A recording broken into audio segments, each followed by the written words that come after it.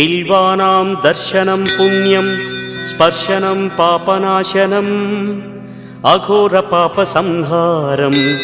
एकबिल्वं शिवार्पणम् सहस्रवेदपाठेषु ब्रह्मस्थापनमुच्यते अनेकव्रतकोटीनाम्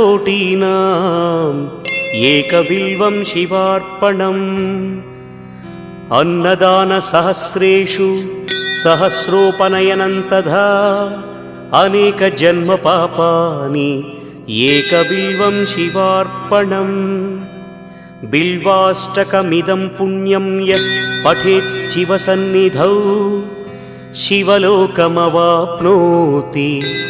एकबिल्वं शिवार्पणम्।